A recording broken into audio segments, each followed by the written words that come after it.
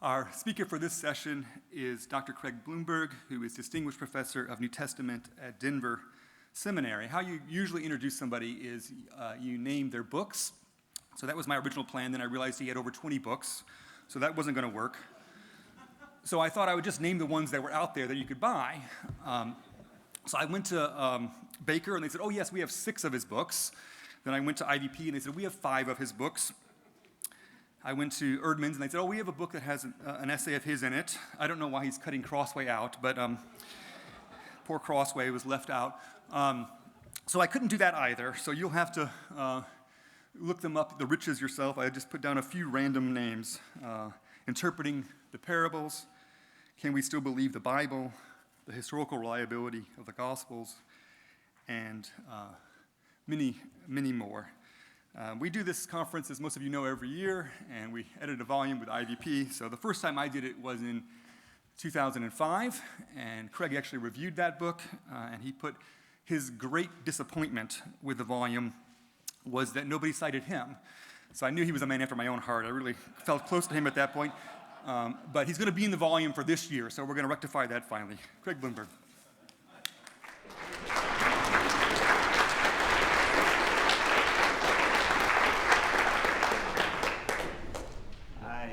That at all. But I did write something in a book for Crossway, so maybe it's not out there. Denver Seminary, where I teach, has a Littleton, Colorado mailing address. Until 1999, comparatively few people around the country or the world had heard of Littleton. For a number of years after 1999, however, whenever I traveled, even overseas, and mentioned the name of the community, people would ask me, isn't that where the shootings at Columbine High School occurred? Of course, I would confirm that they were right. Suddenly, our community had a lot of notoriety. In the summer of 2012, a mass shooting occurred at nearby Aurora, Colorado, in a Century movie theater at a midnight showing of the premiere of the film The Dark Knight Rises.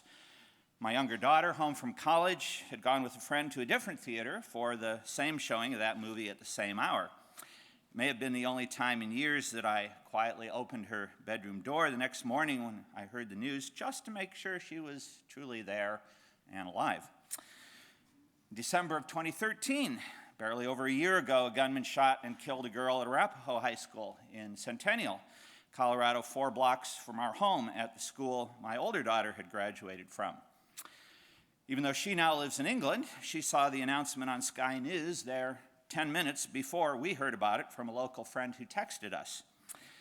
In ways that touched people we were close to, we experienced more directly than ever before the depth of human evil and depravity. Events like these, which are actually small in comparison to the horrors of wars, politically motivated terrorism, natural disasters, and the mass murders committed by totalitarian regimes of the right and the left around the world, tend to highlight the very worst, but also the very best of humanity. Police officers and firefighters risk and sometimes sacrifice their lives to stop criminals and prevent murderers from killing more people than they already have.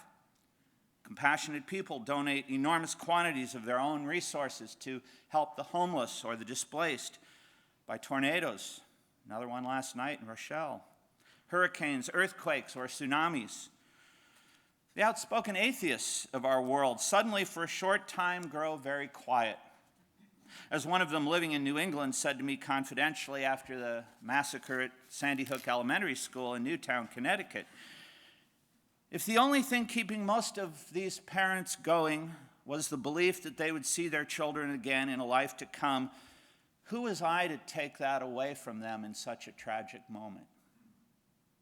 Or as a now retired former colleague of mine once put it, our society doesn't believe in justification by faith, we believe in justification by death. In other words, except for the absolutely worst people in our world, like Osama bin Laden, when someone dies, everybody says they are in a better place. Few people are willing to acknowledge that they think that person's consciousness has forever been extinguished, and few people imagine them in hell either. even if they have never made the slightest profession of Christian faith or any other religious faith for that matter. The Christian church usually rises to the challenge in short-term crises. We lead the way within the nonprofit sector when it comes to providing relief for the victims of tragedies, whether on small or large scales. Internationally, the contrast between Christian efforts and those of other religions often prove dramatic. But Christians can fail too, and non-Christians can at times lead significant humanitarian efforts. The late Christopher Hitchens, one of those outspoken atheists, liked to challenge his opponents in debate to name one good deed that a Christian can do that other people can't do or haven't done, and then to name one wicked deed that a Christian can't do that others can and have done. Of course, there are no such deeds, which then led him to exult that he had disproved the value of religion. Of course, he missed the point entirely, which is not to assess the behavior of any given individual, but to consider the overall track records of those adhering to a certain ideology.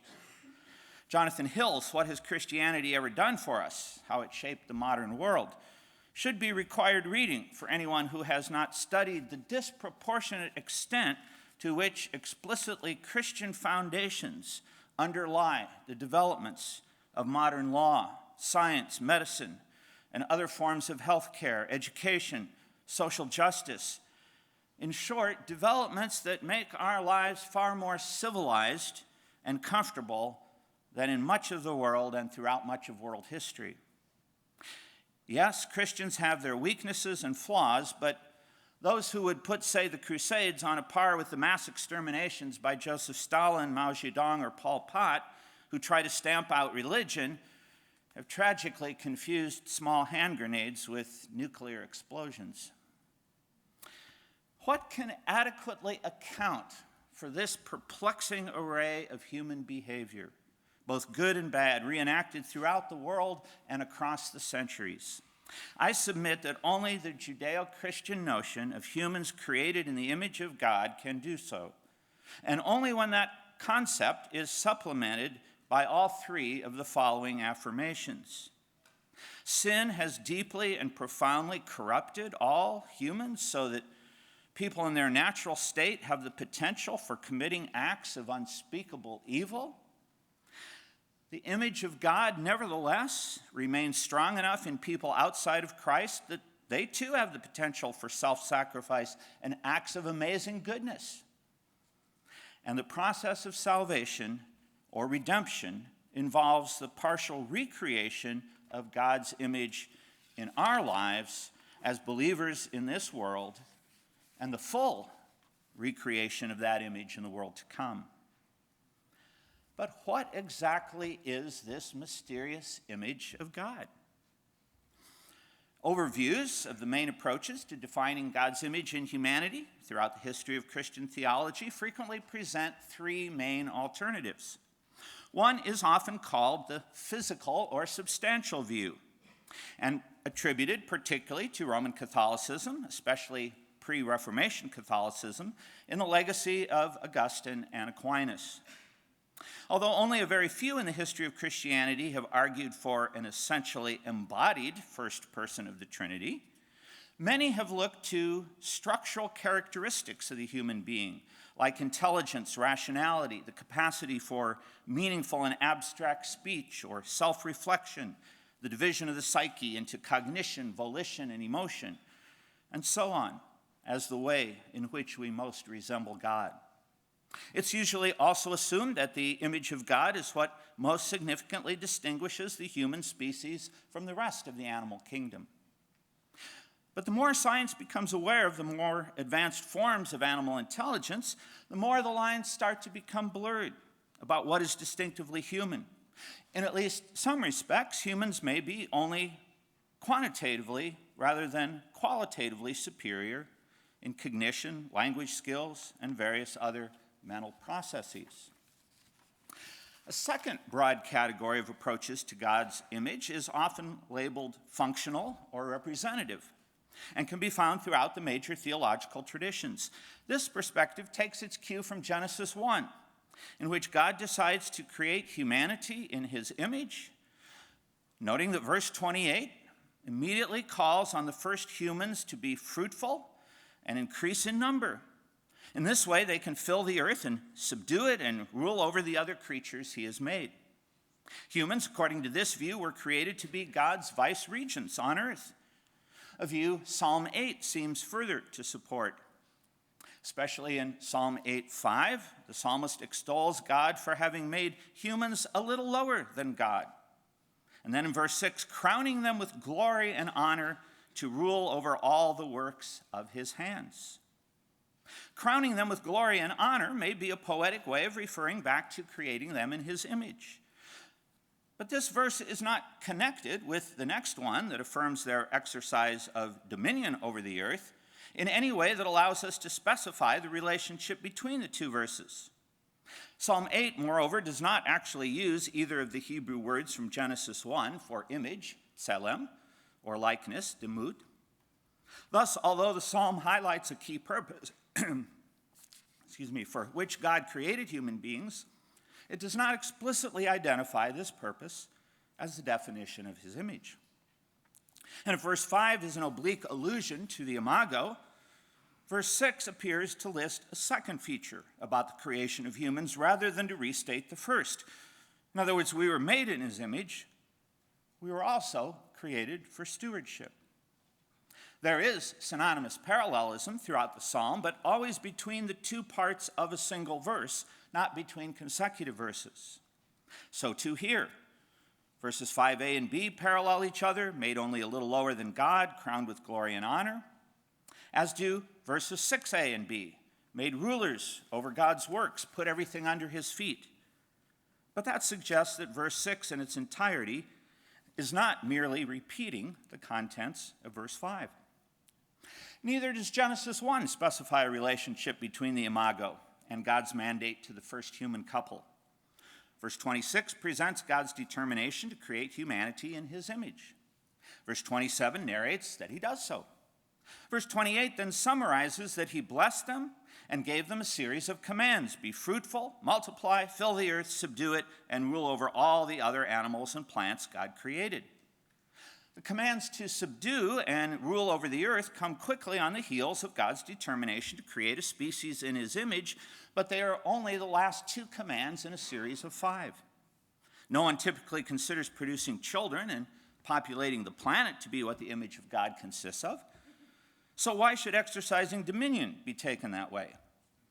None of these tasks is said to define what the divine image in us actually is. A task, moreover, is something that naturally flows from a characteristic of an entity rather than being equated with that characteristic itself. And already in verse 26, there is a purpose clause that reinforces this point. Humanity is created in God's image in order to rule over the rest of the cosmos. It doesn't make sense to say that God's image is their exercise of this vice-regency, because then we have a statement that's equivalent to saying that ruling on God's behalf is in order to rule on God's behalf, a tautology. So the Imago must be something different, which enables them to exercise this vice-regency. Occasionally, this functional approach has been used to define the Imago Dei as creativity, since Genesis 1, 26 to 27 comes at the climax of God's creative actions. Representing him on earth could then be imagined to involve replicating, in a derivative sense, his creative gifts.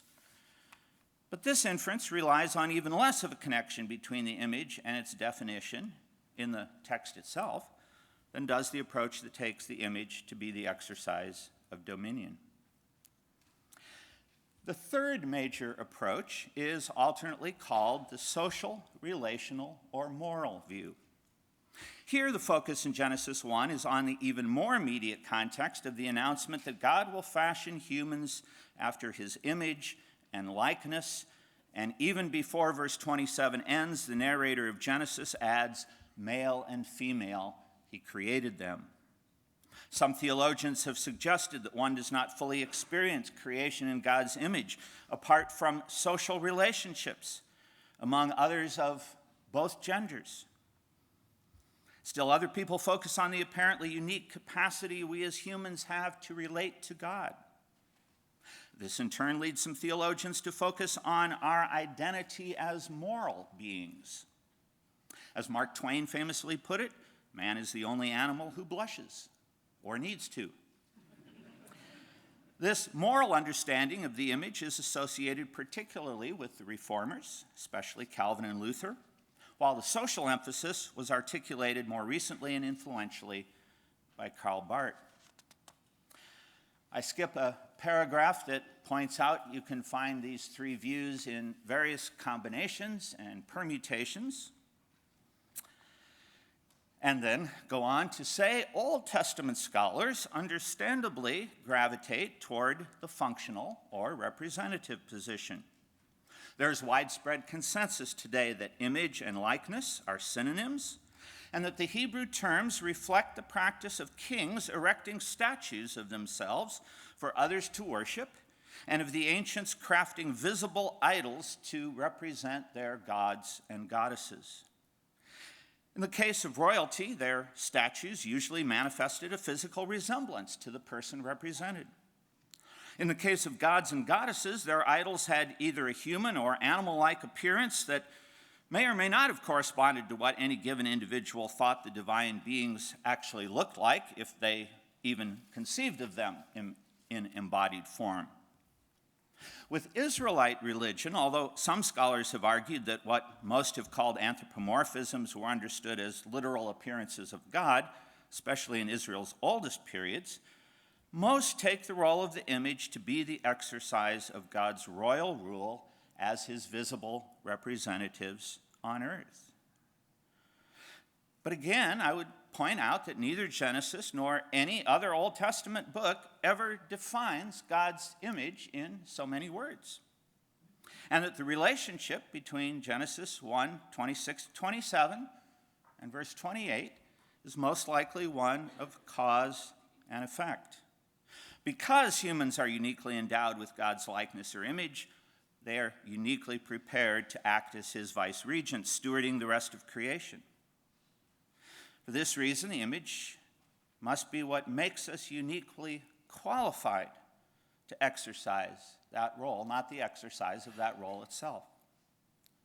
The second occurrence of the image or likeness of God in humanity in the Hebrew Bible points us in a slightly different direction.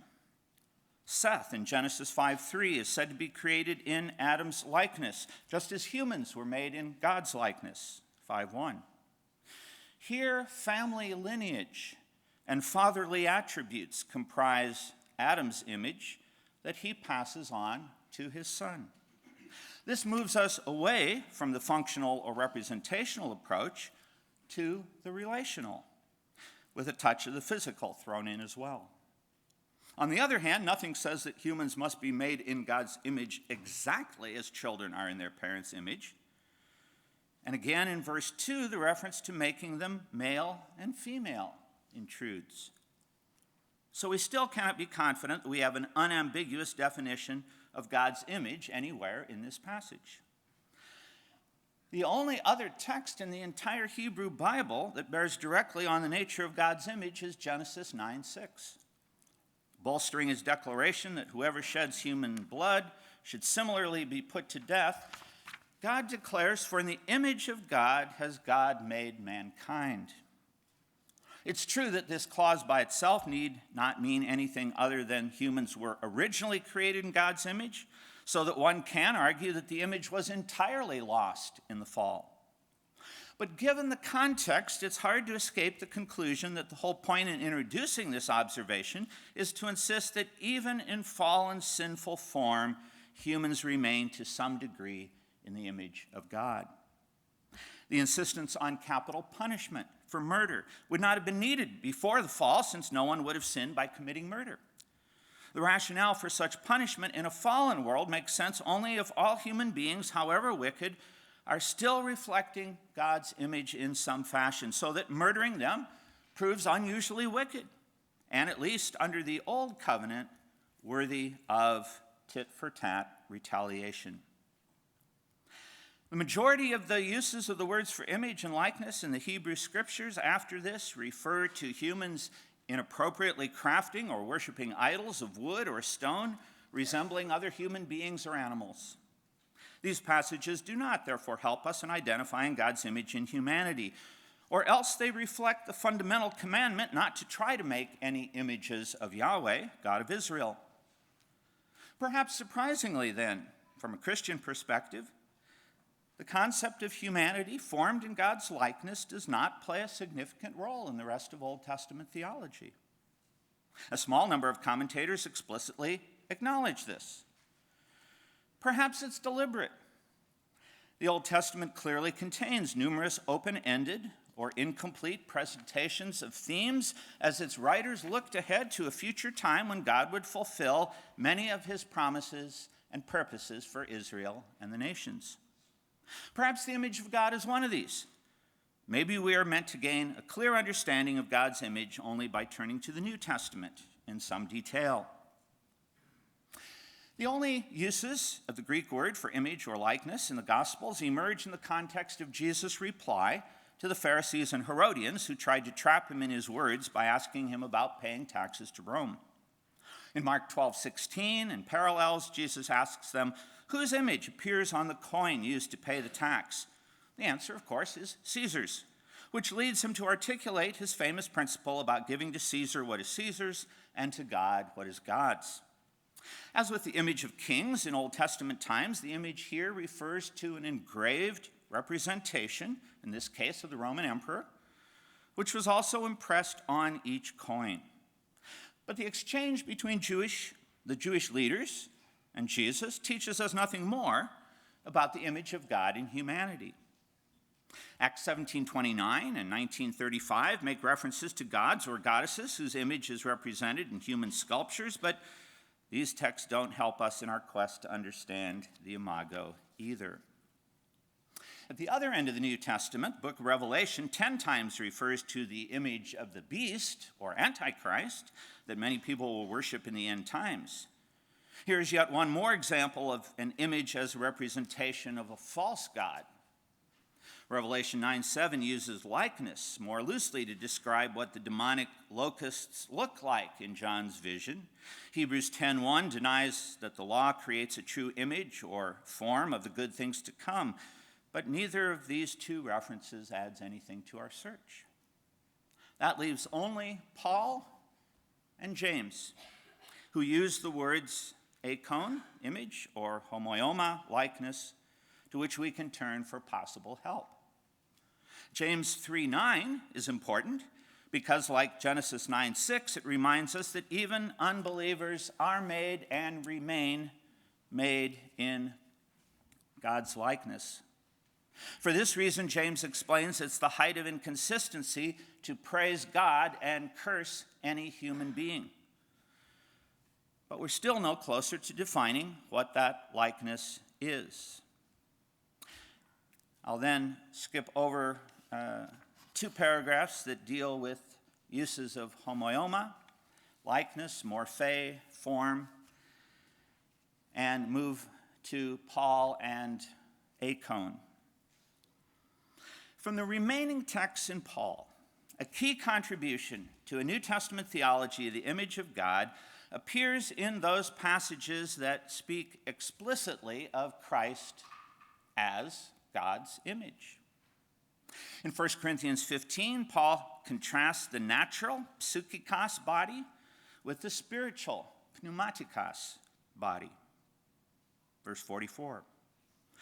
English translations have often proved misleading as readers imagine that Paul is contrasting something tangible with something intangible. But it's hard to imagine Paul calling the resurrected state of human existence a body, soma, if he envisioned it as disembodied. Jewish hope, after all, consistently looked for a future bodily resurrection, minus the Sadducees. See especially Daniel 12:2. And the immediate context of this verse makes plain that Paul is contrasting corruptible and incorruptible, mortal and immortal, verses 42 to 43. Recent commentators have frequently suggested that the contrast in English would be better expressed by the adjectives natural versus supernatural. Paul thus goes on to contrast Adam, the natural man, with Christ, the supernatural man, each prototypical of those who bear his image. Verse 49 concludes, just as we have borne the image of the earthly man, so we shall bear the image of the heavenly man. We could summarize all of these parallel contrasts in still another way. Just as we have all been sinful one day, so also we will all be sinless, those of us who are in Christ. By bearing the image of Christ, who is fully God, we bear the image of God, which will be perfected in us in the eternal state. Of all the options surveyed for understanding the image, it is the moral or relational interpretation that this summary supports. We were created with the capacity for moral behavior and accountability for it. We abused that privilege and fell into sin. We are being redeemed as that capacity is restored, though we will die before we have gotten terribly far in the process. In the resurrection life to come, the Imago will be perfectly restored, however, in what Paul refers to in Romans 8:30 as our glorification. Then we will no longer have the possibility of sinning. The contrasts in 1 Corinthians 15 support Paul Wells' summary here, quote, "The human image of God exists within a relationship, either in Adam or in Christ. And within them there is relationship with God, one's neighbor, and other creatures. In the New Testament, the image refers essentially to the new community of Christ. Therein exist men and women recreated by the Spirit in the image of the image, in an eschatological dynamic of progress and of hope," end quote. Tying in the restoration of God's image with glorification proves significant, because we will see the concept of God's glory explicitly present in the near or immediate context of every remaining reference to the image of God in Paul, beginning already in 1 Corinthians 15:25 to 48 as we turn back to this passage. Verses 40 to 41 contrast various kinds of splendor. NIV translated, but the Greek is again doxa, glory, both on earth and in heaven. Verse 43 contrasts the natural person with the supernatural person with the language of dishonor versus glory. Quoting verses 42 to 43 together, "So it will be with the resurrection of the dead. The body that is sown is perishable, it is raised imperishable. It is sown in dishonor, atimia, it is raised in glory, doxa. It is sown in weakness, it is raised in power." Where we might have expected a contrast between dishonor and honor, we get one between dishonor and glory, suggesting that glory here is closely related to honor.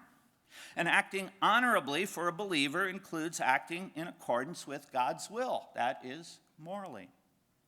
Thus, when we bear the image of the earthly man, verse 49, and verse 56 ensures that it is the fallen earthly man whose image we bear, we act dishonorably or immorally. When we bear the image of the heavenly man, we act honorably or morally. The other Pauline passage that discusses Christ as the image of God is Colossians 1:15. A huge literature has discussed the poetic form of verses 15 to 20, its structure, its probable creedal or hymnic function, and its possible pre-Pauline origin. It contains a rich but dense cluster of key theological affirmations about Jesus. In verse 15, we read, "The Son is the image of the invisible God, the firstborn over all creation." As a result, Paul is ascribing to Jesus divinity equal to that of the Father. Compare 2:9, "For in Christ all the fullness of the deity lives in bodily form." Christ displayed in himself the complete image of God in eternity past and retained that image fully even as he added a human nature to his divine nature in the incarnation. This alone should disqualify any definition of the imago that depends on humanity being embodied to possess it. Like the physical or structural views, Christ had it forever before his incarnation. This should also confirm that explanations requiring the existence of the created universe are excluded, like the functional or representational views. Christ had it before anything apart from the triune God existed. Thus, we are left solely with the moral or relational cluster of options. The rest of verses 15 to 20 go on to enumerate a significant number of discrete points about the person and work of Christ, but they do not define his image. The immediately preceding context, however, gives us some clues. Paul's request of God in his prayer for the Colossians, verses 9 to 14, asks for God to grant them increased knowledge and understanding to live a God-pleasing life, even as God strengthens them for the task according to his glorious might, verse 11. The immediately subsequent context, verses 21 to 27, also refers to glory, when Paul concludes, "To the Lord's people, God has chosen to make known among the Gentiles the glorious riches of this mystery, which is Christ in you, the hope of glory." As Christians are progressively redeemed, they increasingly share the glory of Christ, the one who personifies the complete image of God, and they look forward to full glorification in the future life. Colossians 3:4 returns to this future hope by proclaiming, "When Christ, who is your life, appears, then you will appear with him in glory." It would be easy to imagine this glory as some kind of visible radiance, supernatural aura, or even mystical revelation.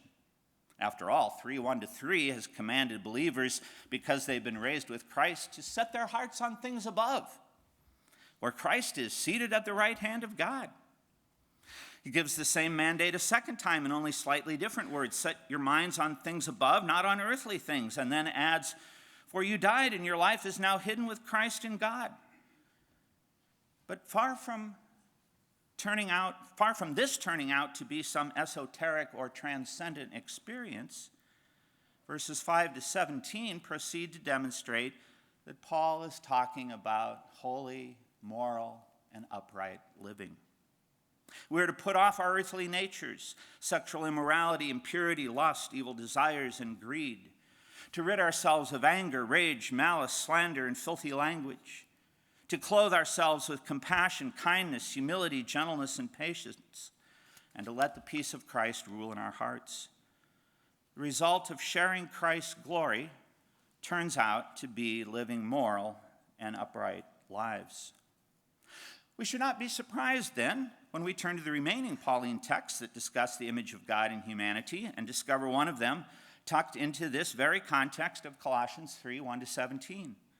Verses 9 to 10 command believers not to lie to each other, since you have taken off your old self with its practices and have put on the new self, which is being renewed in knowledge in the image of its creator.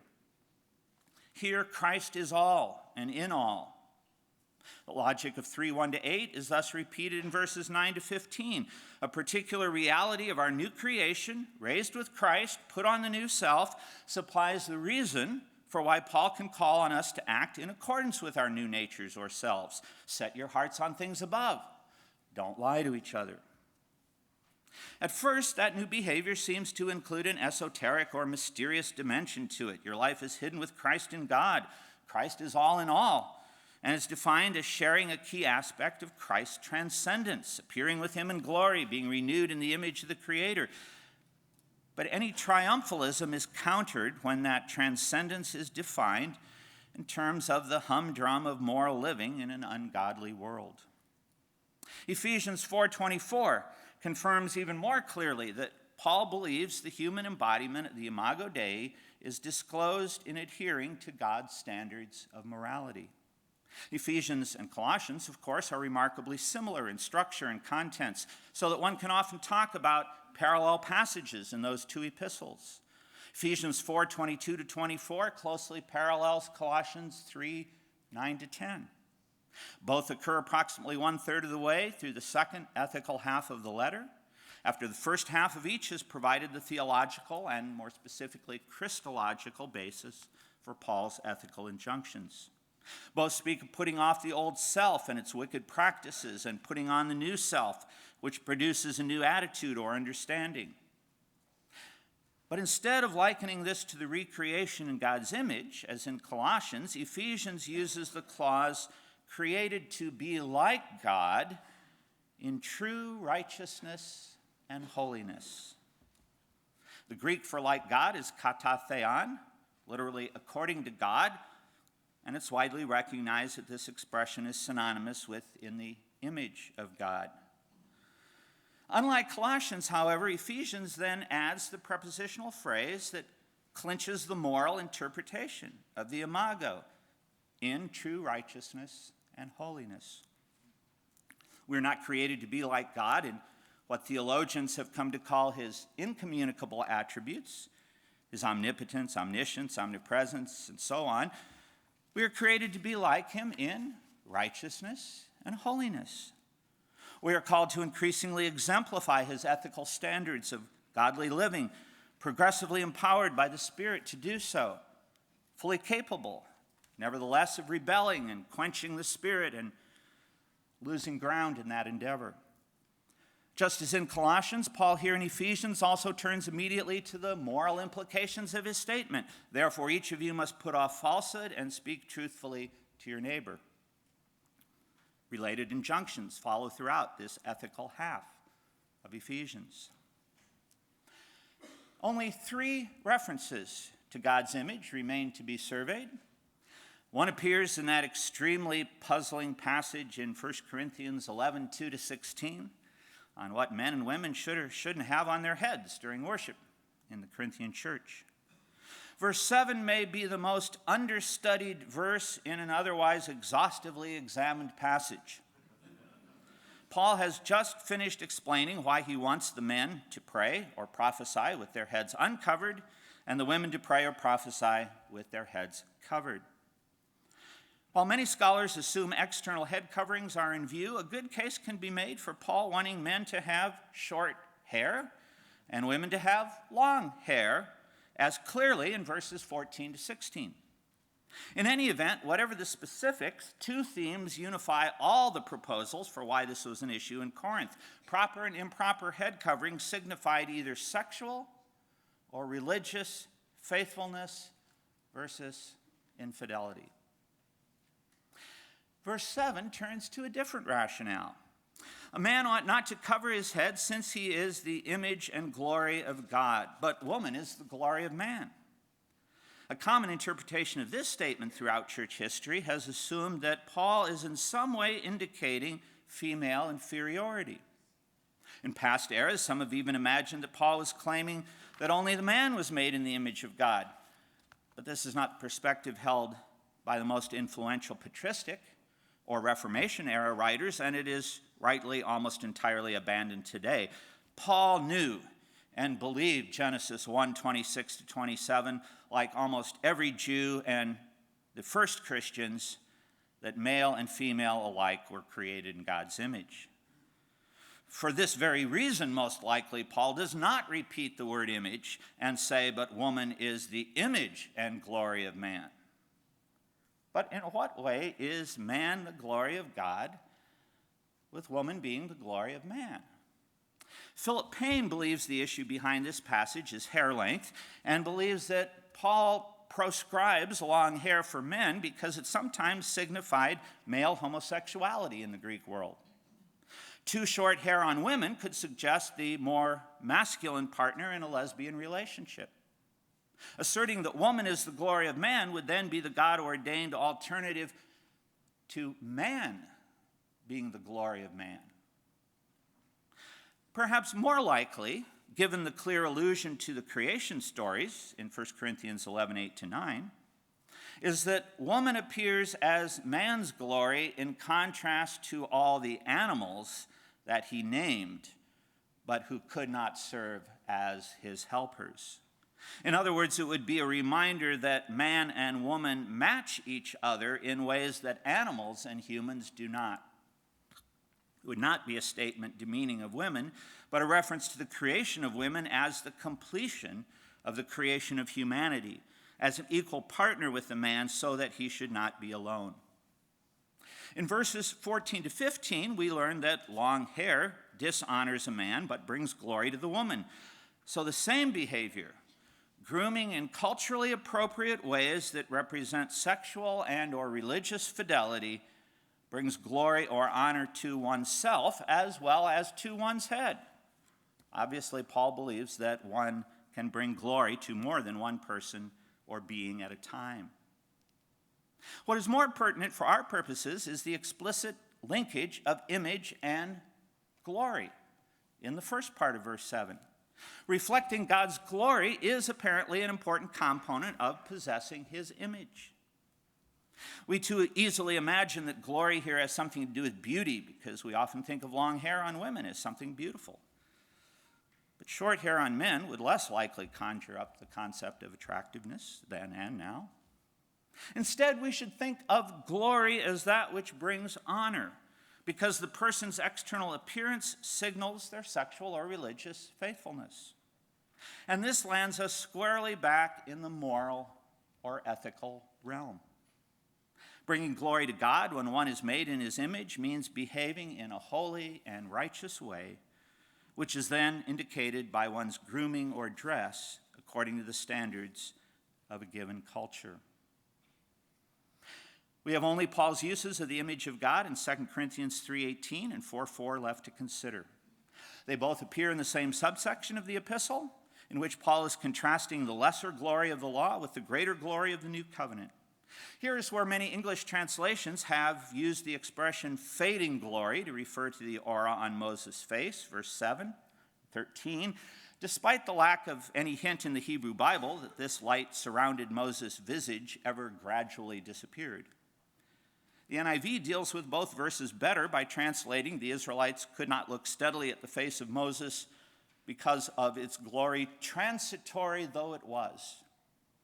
And we are not like Moses, who would put a veil over his face to prevent the Israelites from seeing the end of what was passing away. In the latter verse, Paul's point is that it was the old covenant that was passing away, not the glory surrounding Moses' face. When we come to verse 18, then we read, "And we all who with unveiled faces contemplate the Lord's glory are being transformed into his image with ever-increasing glory, which comes from the Lord, who is the Spirit." Paul has already insisted that the old covenant was glorious, making the new covenant that much more glorious, so much so that the earlier glory pales in comparison. But what is this glory that grows as we are increasingly transformed into God's image as believers? We have no literal brightness surrounding ourselves, which requires a veil like Moses used. Chapter 4, 1-6 offers some help. We renounce secret and shameful ways. We do not use deception, and we do not distort God's word. We set forth the truth plainly, commending ourselves to everyone's conscience in God's sight. Once again, these are moral or ethical categories. Paul could have generalized and said, because of our being remolded in God's image, we live as upright, holy, and God-pleasing lives as possible, even when everybody else, especially the competition, is unethical and immoral. 2 Corinthians 4:4 returns to the theme of Christ, who is the image of God. In fact, glory and image seem virtually interchangeable in this verse. The God of this age has blinded the minds of unbelievers so that they cannot see the light of the gospel that displays the glory of Christ, who is the image of God. But that glory is not just Christ's. Verse 6 adds that God has made his light shine in our hearts to give us the light of the knowledge of God's glory displayed in the face of Christ. As we conclude our survey of the relevant New Testament data, then, it appears that the moral view of the Imago Dei emerges as a clear winner for the best understanding of this important concept. I'll then skip a couple of pages in which I point out, once we see the close relationship between image and glory, it's easy to recall Exodus 33 and 34, where God shows his glory on a limited basis to Moses, and then gives that famous verse quoted numerous other times in the Old Testament in 34, 6, and 7, about a compassionate and gracious God, slow to anger, abounding in love and faithfulness, maintaining love to thousands, forgiving wickedness, rebellion, and sin, and yet not leaving the guilty unpunished. Love and justice paired together. And I talk a little bit about the significance of both of those concepts in their full biblical sense as another way that distinguishes the human species from all other life forms. Imagine trying a gorilla who has gotten out of control and gone on a rampage before a jury of its peers. Impossible. And now to my conclusion. A generation ago, Albert Hobbes wrote these words: "If there is anything which characterizes man more surely than his capacity for moral choice, it is his unending search for ways to evade his responsibility to choose, the responsibility which is the essence of his birthright." Hobbes could just as easily have said that the image of God in which all humanity is created is the capacity for moral living. This is exactly where our research has led us. Hobbes' observation seems all the more true today in our culture of victimization, in which we blame everybody and everything for our failures except ourselves. And when we do acknowledge wrongdoing, we say we made a mistake, or misspoke, or made poor choices. We're extremely reluctant to use the biblical word sin because of the accountability it still reminds us we have. At the same time, humans of many different ideological stripes still perform remarkable feats of heroism, self-sacrifice, and love.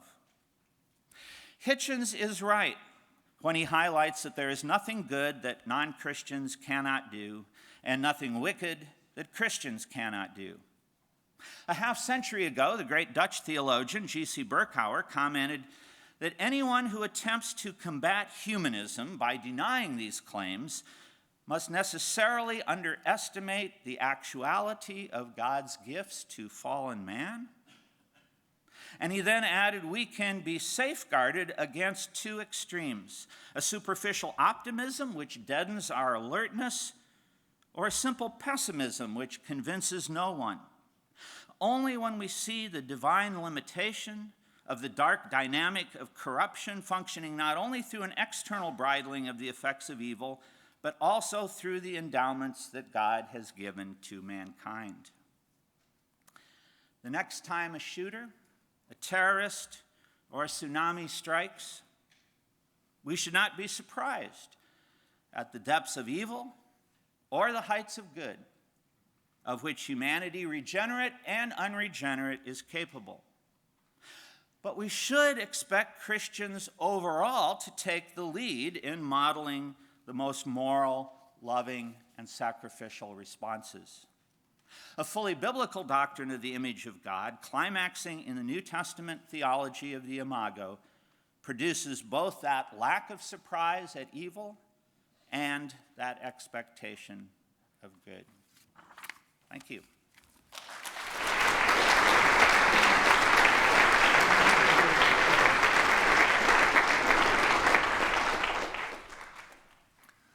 So we have a few minutes for questions, and we have microphones in the center aisles. So if you have a question, keep it short and clear, and we'll get some answers.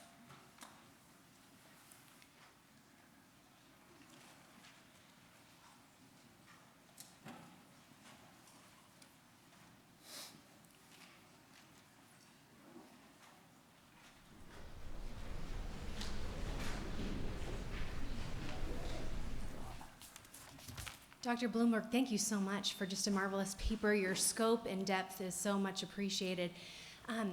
You brought us to a wonderful conclusion on the image of God, focusing on morality, and you mentioned some words like choice and will. I want to take us back to some of the examples you shared in the earlier part of your paper, the examples of school shootings and the conversations that have been opened up recently, especially after the Sandy Hook incident, around mental illness and culture of violence.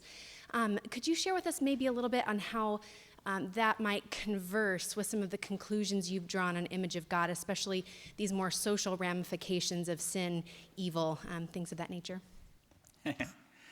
In 25 words or less. I'm not sure which direction you're interested in my taking things. Certainly, I have non-Christian friends who, as almost a knee-jerk response to these kinds of events, will say, this just shows we need to spend more government money on dealing with mental illness.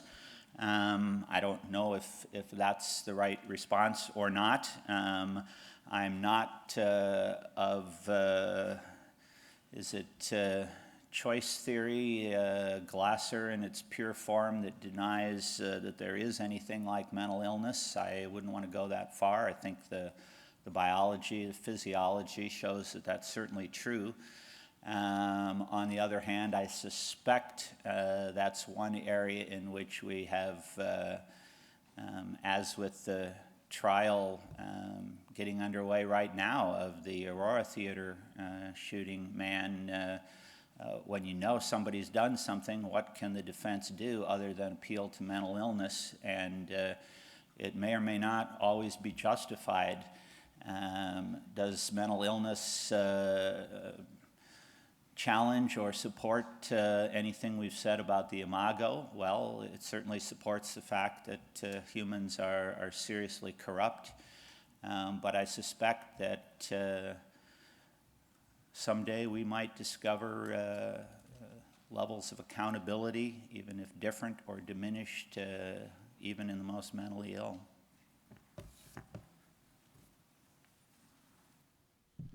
I have a two-part question. The first part is a methodological one, and then the second one kind of flows out of that. It seems like for the study that you presented, which I really appreciated, was the data more, it seemed like it was more lexical criteria that you were working with.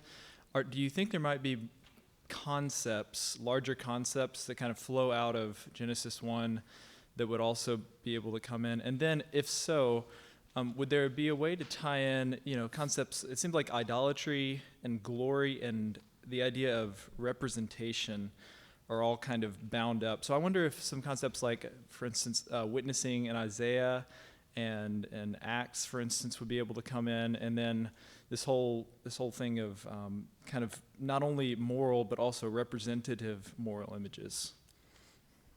Another way of asking the same question might be, after all of yesterday's papers, how could I disagree with any of them? They were all wonderful. They all had profound insights and truths into them. The question I was more narrowly focused on was an exegetical one, including a lot of lexical data. Once one begins theological syntheses, and I am not a fan of people, even in a joking way, who try to pit biblical studies and systematic theology and historical theology against each other. We've had way too much of that. I hear it here only in lighthearted ways, but that usually indicates something under the surface. But on the other hand, given my training, I want to affirm that in those disciplines, a lot of what has been said is absolutely right on target, but if the question is, what did the biblical author or authors of a variety of texts mean by this specific term based on the exegetical and lexical data we have at hand, then I come down, and I'm one of those people that is known for liking both and approaches. Ask my students. I tried on this one, I couldn't do it. I came down with the moral one as the only one. Are the other clusters of concepts related? Absolutely. Did we learn a ton of stuff from everybody yesterday? Absolutely. Does that mean everything that was said all defines the image of God? I don't think so. Last question, Dr. Barbeau. I appreciate very much your very thorough analysis. I wonder if we could put you in conversation specifically with Kathy McDowell yesterday, where she argued for a kinship model that I understand is very relationally oriented. I wonder if you might, first of all, comment on that. I realize she's not here with you pairing up, but if you could comment on that. And then secondly, as someone who is fairly known around here for having quite long hair sometimes, I wonder if you would also comment on the potential risks we have of confusing moral claims with cultural claims, and so both of those are related, and I'd be interested in your comments, please. In my commentary on 1 Corinthians, it's now about 20 years old and drastically needs updating, but Zondervan abandoned the idea of doing a second edition. I survey about 8 major approaches to explaining the commands regarding coverings, both on the theory of hair and an external covering. And what I didn't have time to get into in this paper, but I just assumed at several points, was in every case, what unites the otherwise diverse theories is that long or short hair in that culture communicated either or both sexual faithfulness to your partner if married, or sexual faithfulness to celibacy if not, or it communicated religious faithfulness to a certain god or goddess or the God of Israel. So if there are serious chances that your long hair in a particular community is going to send signals of sexual or religious unfaithfulness, you should think about it. If not, don't worry about it. And ask yourself, what other things might we want to worry about that could send those signals? As for Catherine's paper, the piece in terms of the filial relationship between Seth and Adam out of Genesis 5:3, I think was right on target.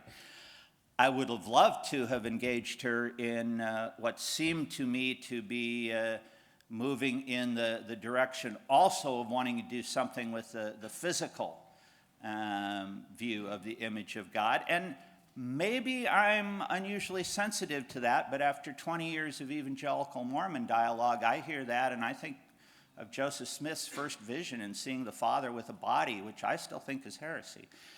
So I get very uneasy with physical views of the image of God. It's just my problem. Let's thank Professor Blomberg again.